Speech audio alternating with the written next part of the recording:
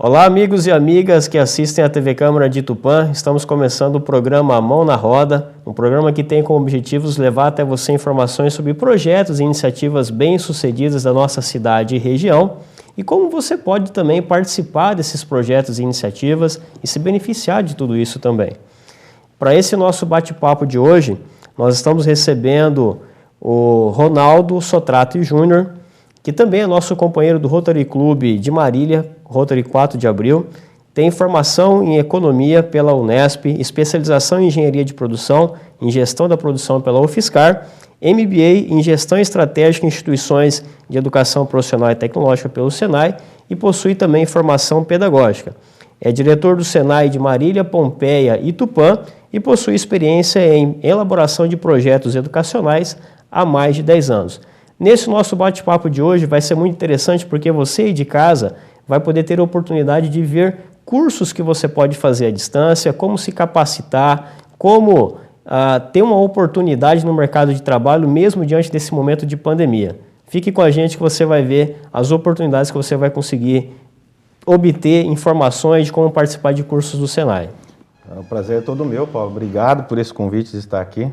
Muito obrigado mesmo. Muito bom. Ronaldo, para a gente começar esse nosso bate-papo, conta um pouquinho o pessoal aí de casa, onde que você nasceu, o que te motivou a fazer economia. Olha, é uma longa história, né?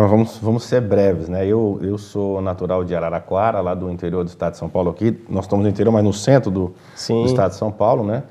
Cresci ali entre Araraquara e São Carlos, ali, mudei algumas vezes de cidade. Meu pai trabalhava na época na CPFL, né? Energia elétrica, então morei um tempo em Araraquara, depois eu fui para São Carlos, morei em Bauru, morei em algumas cidades, né? Certo. E depois acabei retornando para Araraquara. E depois, quando eu terminei o ensino médio, eu não sabia direito o que eu ia fazer. Eu não tinha convicção ainda do que fazer, né, de formação superior.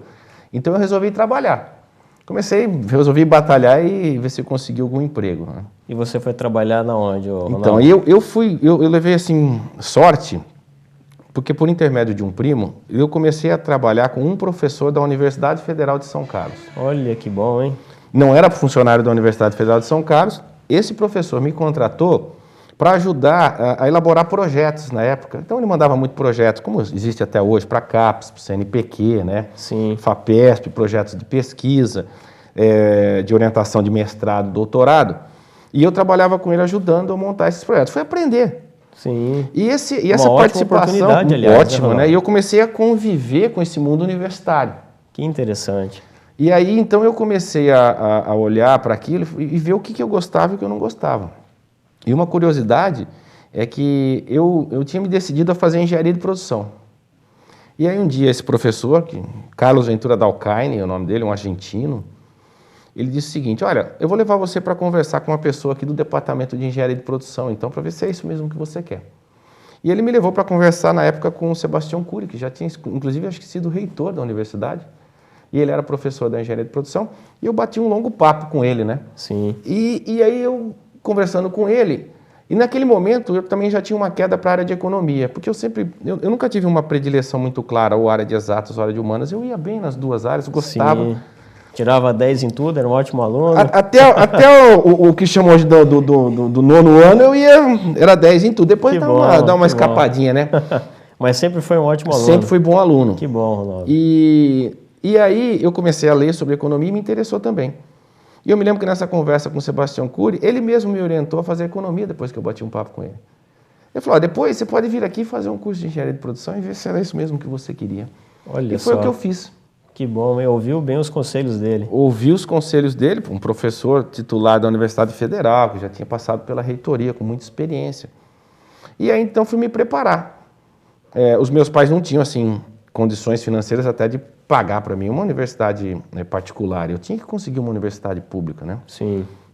Então eu continuei trabalhando, fui fazer aquele cursinho semi-intensivo lá de 3, 4 meses. Sim, tá certo. Perdi todos os finais de semana e as noites até o final do ano. Perdi, não ganhei, né? Com certeza, mas valeu muito a pena, Estudando. Né?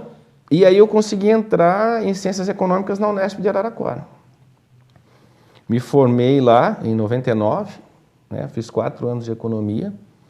E logo que eu estava me formando no último ano, eu fiquei sabendo de um processo seletivo para o Senai de São Paulo. Olha só. Aí eu entrei nesse processo. Eu estava no último ano, mas eu não tinha nem me formado ainda. Eu entrei nesse processo porque a contratação seria para outro ano como trainee. Sim. E pessoas formadas naquele ano poderiam participar. Confesso que... E era uma vaga na sua área de formação? Eles estavam contratando pessoas na área de ciências econômicas, de marketing, e uma série de áreas para trabalhar em São Paulo. Que boa oportunidade, no departamento regional, na sede do Senai em São Paulo. E aí, então, eu me apliquei para essa vaga. Sim. Falei, isso pode ser interessante. E aí, fui passando nos processos, passando no processo. Eu me formei, a minha colação foi em abril, né, de 2000, e eu comecei a trabalhar no Senai 14 de fevereiro de 2000, antes da minha colação, e eu estava em São Paulo trabalhando no Senai. Antes de colar grau, você já estava empregado? Eu estava empregado, porque eu estava formado, obviamente, né? Sim. E aí, com a declaração, eu fui contratado e estava trabalhando lá em São Paulo desde 14 de fevereiro de 2000. Que ótimo, parabéns, Ronaldo. Obrigado. E aí começa, então, minha carreira, né, no Dentro do Senai. Dentro do Senai. Eu fico em São Paulo 1 ano e meio no programa de trainees.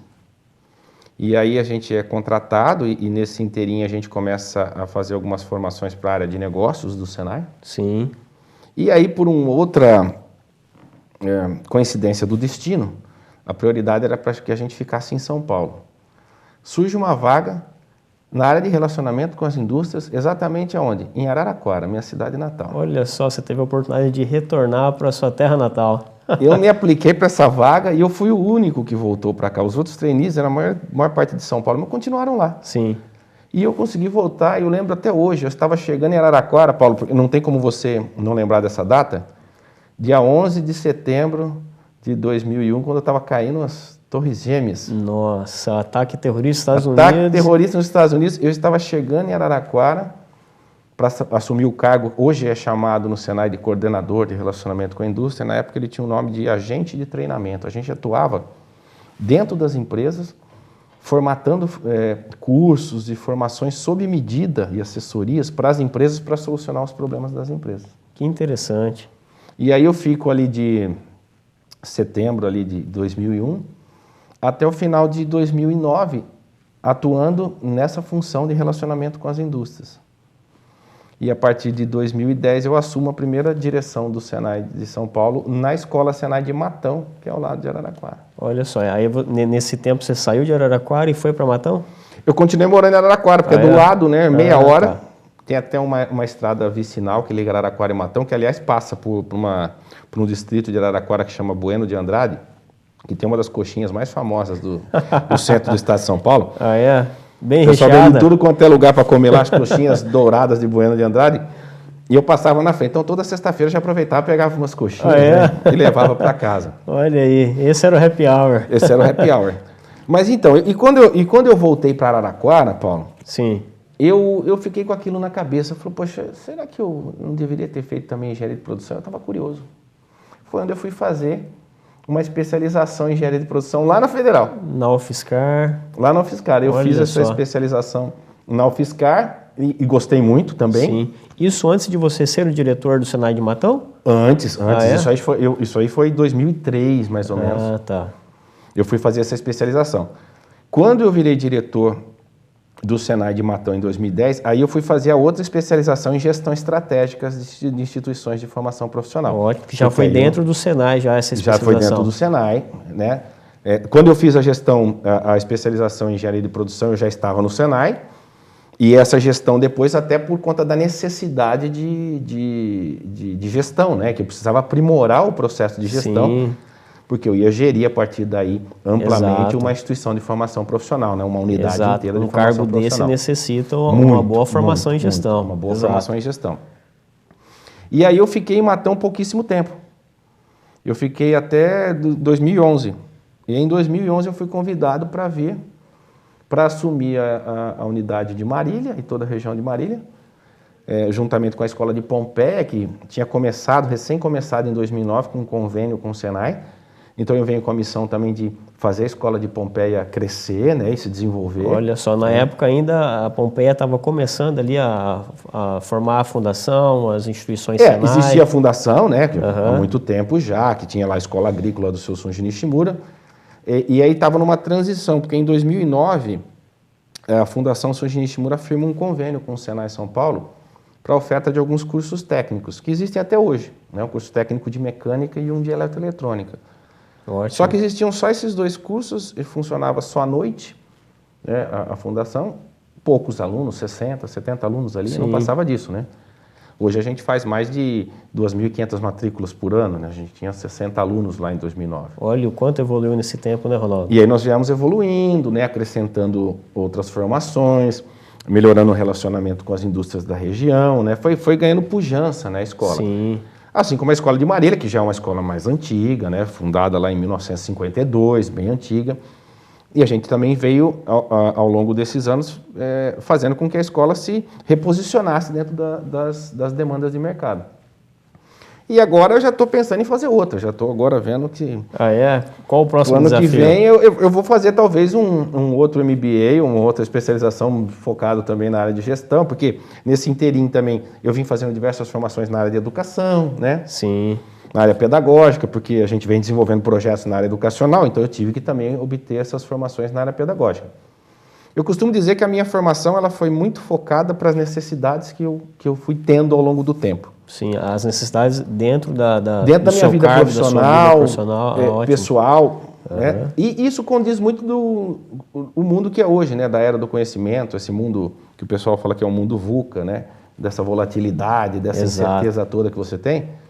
É isso, você tem que, na verdade, ir agregando uma série de competências para poder resolver os problemas que você tem no dia a dia. Com certeza. Se você não correr atrás disso, fatalmente você não vai conseguir prosperar naquilo que você está fazendo e dar os resultados que precisam ser dados, né? Com certeza, você tem que ser um profissional sempre atualizado, né, Ronaldo? Lógico, não pode parar nunca, né? Principalmente hoje, nesse mundo que a gente está vivendo, como eu disse. Alguns institutos dizem aí que você tem... A tecnologia dobra a cada 2, 3 anos hoje, né? O conhecimento que você tem dobra a cada 2, 3 anos. É uma coisa muito louca. Sim. Se você ficar parado, acabou. Exato. É como a tecnologia da informação. O pessoal fala 15 anos atrás, esse negócio de computador. Hoje tudo é computador, tudo é software, tudo está interligado. Sim, então... E a cada dia, a cada minuto, isso está mudando, né, Ronaldo? E mudando de uma maneira avassaladora, porque assim, com certeza. Às vezes você tem rompimentos absurdos com as coisas que a gente vinha. Nós estamos passando num momento, Paulo, na minha visão, que pela primeira vez a gente não pode olhar para o passado para prever o futuro, porque até então você olhava para trás, né? Exato. Olhava tudo o que tinha acontecido e falava... O que deu certo, o que deu errado, para você conseguir fazer o seu planejamento ali, né? Dificilmente você errava. Exato. Hoje é a primeira vez que nós não adianta olhar para trás. Se você olhar para trás, a certeza do erro é maior do que de acerto. Com certeza, você tem toda a razão. O Alvin Toffler, né, que é um dos grandes pensadores aí, ele fala que o analfabeto do século XXI não é aquele que não sabe ler e escrever. É aquele que não sabe aprender, desaprender e reaprender. E desses 3, o mais difícil é o desaprender. Exatamente por isso que nós estamos falando. Porque o cérebro nosso é complicado. Se você fez alguma coisa em algum momento da sua vida que deu certo, você tende a replicar aquilo, né? E o seu cérebro fala, pô, se deu certo ali, por que não vai dar certo agora? E não é verdade. O que deu certo no passado não é garantia de dar certo no futuro. É uma coisa muito louca o que a gente está vivendo. Exato. A gente percebe isso como nós fazemos parte de instituições de ensino, né? Sim. A forma que nós trabalhávamos, ministrávamos a nossa aula, isso mudou muito, né? Totalmente. Aprendizado diário, constante e inserção o tempo inteiro de novas tecnologias e de novos métodos. Exato. Bom, para você de casa que está nos assistindo, olha só que bate-papo interessante, quanta novidade nós vamos trazer aqui para vocês. O nosso bate-papo aqui com o Ronaldo está muito legal, mas a gente vai ter que fazer um breve intervalo, é só um minutinho, coisa rápida. Daqui a pouquinho a gente volta para o nosso segundo bloco. Fica aí, vai ter muita informação importante para você que vai querer se capacitar e melhorar e conseguir uma oportunidade a mais no mercado de trabalho. Só um minutinho e a gente já retorna.